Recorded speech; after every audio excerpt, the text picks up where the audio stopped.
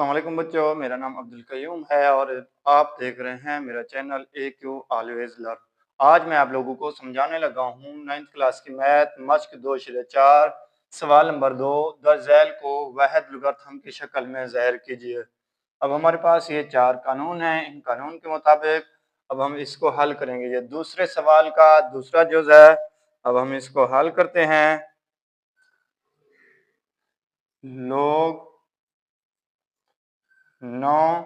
अब देखें माइनस में जो है, अगर जिनकी बेस एक जैसी हो, इसकी बेस और इसकी बेस एक जैसी है, अगर बेस एक जैसी हो तो हम उनको तकसीम कर सकते हैं। तो हम करेंगे 9/1/3। ठीक है, अब हम इसको आगे हल करते हैं। लोग 9 ज़र्ब, अब देखें ये तकसीम हो रहा है तो इसको तो ज़र्ब करते वक्त इसकी जो मुखरज है शुमार कुनिंदा बन जाएगा, शुमार कुनिंदा मुखरज बन जाएगा।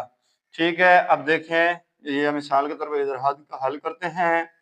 9 तकसीम 1/3।